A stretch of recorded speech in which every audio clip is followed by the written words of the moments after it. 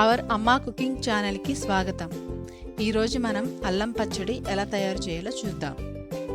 ఇది ఇడ్లీలోకి, దోశల్లోకి, గారెల్లోకి చాలా బాగుంటుంది. ఇది హోటల్ స్టైల్లో ఉంటుంది ఈ చట్నీ.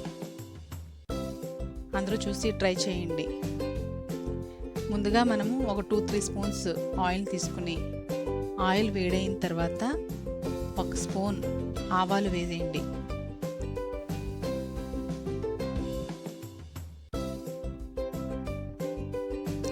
ఆవాలు కొంచెం ఇలా 1 నిమిషం వేగిన తర్వాత ఒక 1/2 టీ స్పూన్ మెంతులను వేయండి.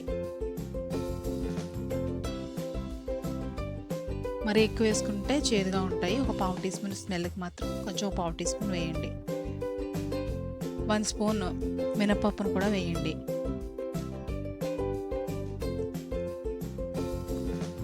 మినపప్పు అంతా బాగా ఫ్రై అయ్యే వరకు కలుపుతూ ఉండండి. మెంతులు మంచి స్మెల్ వచ్చే వరకు ఫ్రై చేయండి. ఇప్పుడు కొన్ని ఎండుమిరపకాయలని ఇలా కట్ చేసుకుని, ఎండుమిరపకాయలు కూడా కొంచెం క్రిస్పీగా రావాలి. ఎండుమిరపకాయలు కూడా ఫ్రై చేయండి. ఇప్పుడు కొద్దిగా ఇంగువ వేసుకోండి.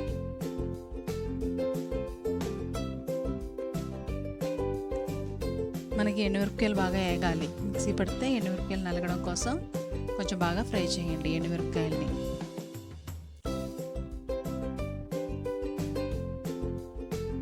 తాలింపు అంతా బాగా వేగిన తర్వాత ఒక బౌల్లోకి తీసుకోండి.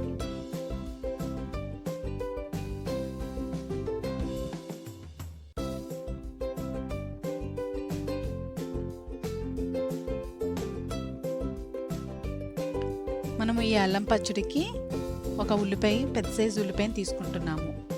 ఉల్లిపాయని ఇలా కొంచెం పెద్ద పీసులుగా కట్ చేసుకుని లైట్గా ఫ్రై చేయండి. ఇది కొంచెం పింక్ కలర్లో వస్తే సరిపోతుంది. హాఫ్ కుక్ చేయండి.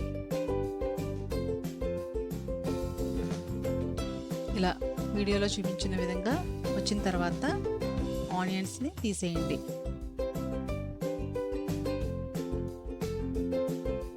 ఇప్పుడు మనము మిక్సీ జార్లోకి తాలింపులను తీసుకోండి. ఫస్ట్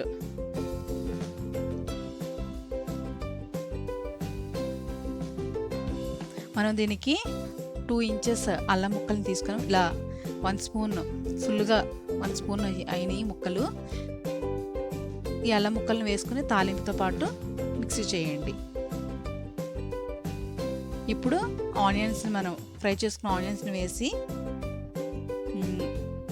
కొద్దిగా చింతపండును కూడా వేయండి. మనం కొంచెం ఒక నిమ్మకాయలో హాఫ్ చెక్క అంత చింతపండు నానబెట్టుకున్నాము ఈ పచ్చడి కోసం. ఈ చింతపండు కొంచెం బాగా నానిన తర్వాత ఈ చింతపండును వేసి కొద్దిగా వాటర్ కూడా వేసుకోండి.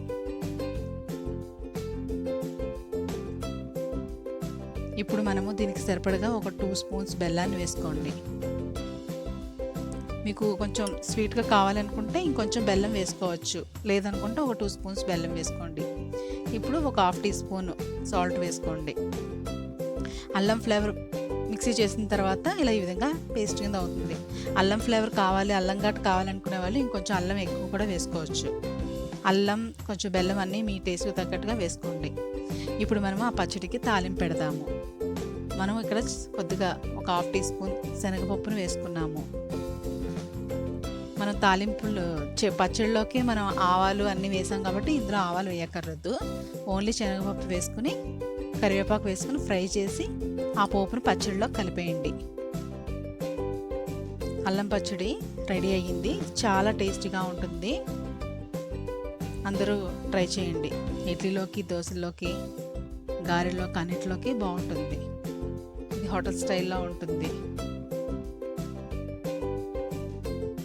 ప్లీజ్ సబ్స్క్రైబ్ చేయండి, లైక్ చేయండి, షేర్ చేయండి, కామెంట్ చేయండి. Thank you.